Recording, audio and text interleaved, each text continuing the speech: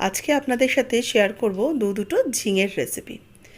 ঝিঙে তো গরমের দিনে ভীষণই ভালো পাওয়া যায়, আর এই ঝিঙের যদি রেসিপি এরকম একটা থাকে, খেতে কিন্তু অসম্ভব ভালো হয়। নিরামিষের দিনেও বানিয়ে নিতে পারেন। এর জন্য দেখুন, ঝিঙেগুলোকে, একটা বড় ঝিঙেকে 4 টুকরো করে কেটে নিয়েছি, মোটামুটি 1.5 ইঞ্চি থেকে 2 ইঞ্চি টুকরো করে কেটে নিয়েছি, একটু বড় বড় টুকরো। এবার ঝিঙেটার খোসাটাকে, ওপরে যে শির অংশটা রয়েছে শক্ত, সেটাকে আলাদা করে কেটে রাখছি, আর গায়ের মধ্যে কিন্তু কিছুটা খোসা রয়েছে। ঝিঙেটা যখন, খোসাটাকে আমি একটু মোটা করে কেটে নেব, আর শিরটাকে যেহেতু খাওয়া যায় না, এটাকে ফেলে দিচ্ছি। এই ঝিঙের খোসাটাকে কাটতে কাটতে কিছু কথা আপনাদের সাথে শেয়ার করি। এখানে আমি কিছু রেসিপি শেয়ার করি, আজকে বিগত 6 বছর হয়ে গেল। এবার আমরা যে রেসিপিগুলো শেয়ার করি, এবার অনেকে এই রেসিপিগুলো দেখে তারাও নিজেরা নিজেদের চ্যানেলে শেয়ার করে। সেটা কোনো খারাপ কিছুই নয়, একজনের দেখে আরেকজন শেখে। সেরকম আমারও অনেক হয়তো রেসিপি আছে, কারোর দেখে খুব ভালো লাগলো, সেটা দেখেও আপনাদের সাথে অনেক সময় শেয়ার করেছি। তবে এখন ইদানিং কয়েকটা জিনিস চোখে ভীষণভাবে লাগছে, যেটা রেসিপিটা তো শেয়ার করছেই, ঠিক আছে, তার সাথে আমার রেসিপির যে চ্যানেলের থাম্বনেলটা দেওয়া রয়েছে, সেটা পর্যন্ত তারা চুরি করে নিয়ে নিজেদের থাম্বনেলে লাগাচ্ছে। ইভেন এমনও হয়েছে, পুরো রেসিপিটা ডাউনলোড করে তারা নিজেদের চ্যানেলে পুরোটাই পোস্ট করছে, শুধু ভয়েস ওভার দিচ্ছে নিজেরা।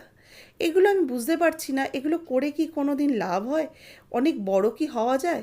নিজেরা অবশ্যই রেসিপি দেখে যদি ভালো লাগে অবশ্যই করুন। আর আমি চাই না আপনাদের মধ্যে কোনো চ্যানেলকে আমি কোনো কপিরাইট ক্লেম করি, কারণ একটা চ্যানেল দাঁড় করাতে কিন্তু প্রচণ্ড কষ্ট করতে হয়, সেটা আমি খুব ভালো করে জানি।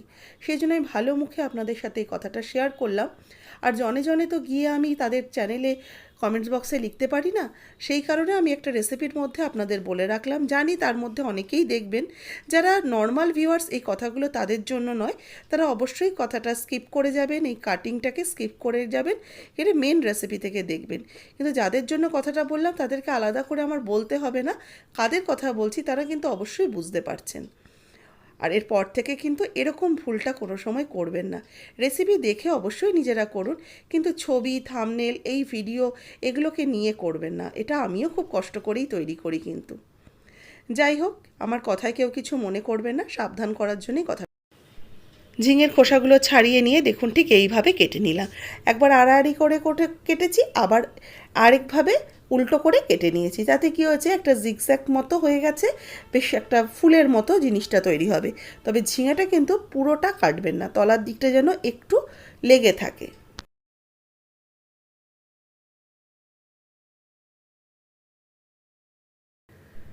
এই ঝিঙেটাকেও একই রকমভাবে কেটে নিচ্ছি দেখুন, আর খুব সাবধানে যেন তলার দিকটা জোড়া থাকে। ঝিঙেগুলো কাটা হয়ে গেছে, এবার এই ঝিঙের মধ্যে একটু সামান্য লবণ মাখিয়ে নেব। ঝিঙেটার মধ্যে একটু লবণ মাখিয়ে ঝিঙেটাকে মাখিয়ে রেখে দিলে কী হবে, ঝিঙের থেকে যে জলটা রয়েছে সেটা বেরিয়ে যাবে, ঝিঙেটা নরম হয়ে যাবে। এবার একটা ব্যাটার করব, তার জন্য নিয়ে নিচ্ছি বেসন, আর এর সাথে নেব কর্নফ্লাওয়ারও নেব 2 চামচের মতো, আর নেব চালের গুঁড়ো। চালের গুঁড়ো এই 3 চামচের মতো, 2.5 থেকে 3 চামচ নিয়ে নেব, কারণ বেসনটা একটু কম দিলে আর চালের গুঁড়ো, কর্নফ্লাওয়ারটা একটু বেশি দিলে মুচমুচে খুব ভালো। এবার এর মধ্যে দিয়ে দেবো 1/2 চা চামচ হলুদ গুঁড়ো, 1/2 চা চামচ দেবো শুকনো লঙ্কার গুঁড়ো, দেবো একটু কালো জিরা, স্বাদ মতো লবণ দেবো এর মধ্যে, কয়েক দানা একটু চিনি দেব। এবার এই শুকনো উপকরণগুলোকে ভালো করে মিশিয়ে নেব। এটাকে ভালো করে মিশিয়ে নিয়ে এবার এর মধ্যে আমি অল্প অল্প করে জল দিয়ে এটাকে ভালো করে একটা ব্যাটার তৈরি করে নেব।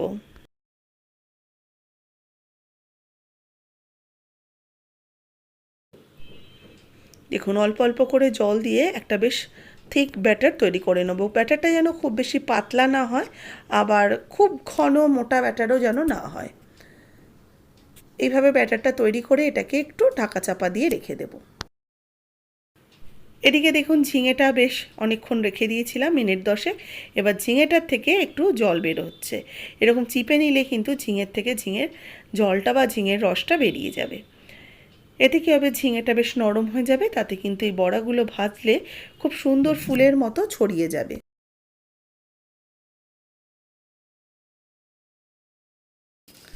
এবার একটা করে ঝিঙের ফুল নিয়ে নেব। এবার দেখুন একটু আঙুল দিয়ে চাপ দিলে খুব সুন্দরভাবে একদম ছড়িয়ে ফুলের মতো হয়ে যাবে। এইভাবে ব্যাটারের মধ্যে চুবিয়ে নিলাম, নিয়ে কড়াইতে আগে থেকেই সর্ষের তেল গরম হতে দিয়েছি, তাতে একটা একটা করে দিয়ে দেব।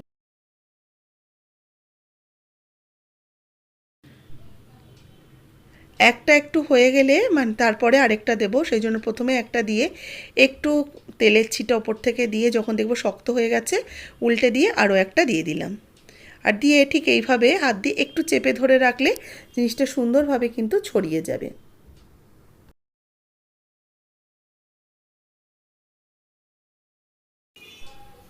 এবার এক পিঠ হয়ে গেলে একটু সোনালি রং ধরলে উল্টে দিয়ে আরেক পিঠ ভেজে নেব।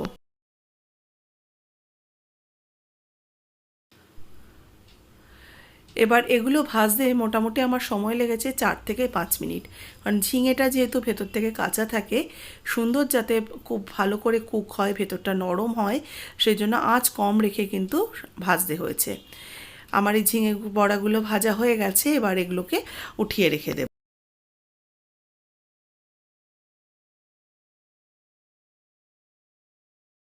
তেল ঝরিয়ে ঝিঙের বড়াগুলোকে তুলে রেখে দিচ্ছি।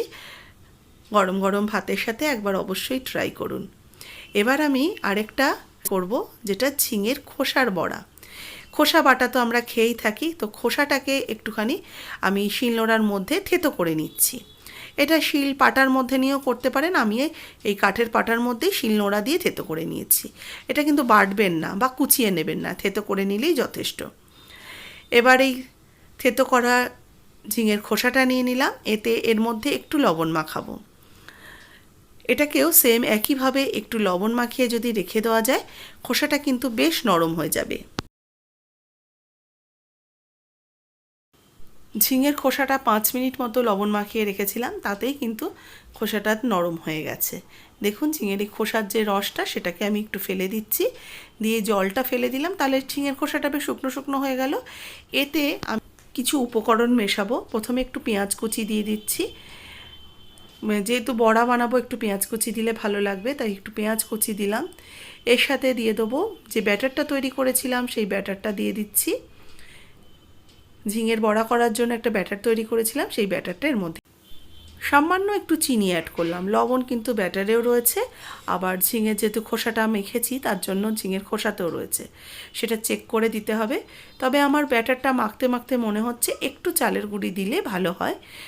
আপনারা যদি মনে করেন একটু বেসনও কিন্তু অ্যাড করতে পারেন। আমি এখানে 1 চামচ চালের গুঁড়ি দিয়ে দিলাম, আর এর সাথে দেবো একটু কাঁচা লঙ্কা কুচি।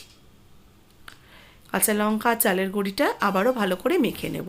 একটু বেশ শক্ত শক্ত করে, টাইট করে, আটো আটো করে মাখতে হবে। ঝিঙের খোসা বাটা বা ঝিঙে বাটা এগুলো তো খেয়েই দেখেন, এই খোসাটা ফেলে না দিয়ে এরকম মুচমুচে বড়া তৈরি করতে পারেন। সত্যি কথা, খেতে কিন্তু অসম্ভব ভালো হয় এগুলো। দেখুন এবার একটা করে বড়ার শেপ নিয়ে আমি তেলের মধ্যেই ভেজে নিচ্ছি।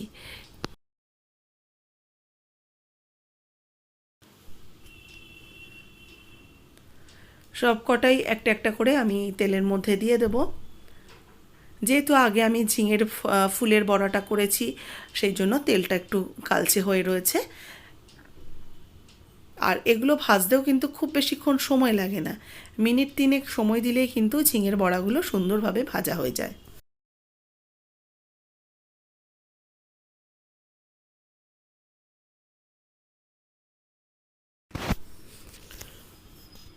দেখো এগুলো বেশ সুন্দর, বেশ লাল লাল করে মুচমুচে করে ভাজা হয়ে গেছে। এবার এগুলোকেও উঠিয়ে রেখে দেবো। এগুলো ভাজতে কিন্তু খুব বেশিক্ষণ সময় লাগেনি। ঝিঙে তো রোজই আসছে বাড়িতে, আপনারা কিন্তু ঝটপট এই দুটো রেসিপি তৈরি করে নিতে পারেন। নিরামিষের দিনেও করতে পারেন, আবার আমিষের দিনেও করতে পারেন। তবে ঝিঙের বড়াতে যে পেঁয়াজ দিয়েছি, যদি কেউ প্রয়োজন মনে করেন পেঁয়াজ ছাড়াও কিন্তু তৈরি করা যায়।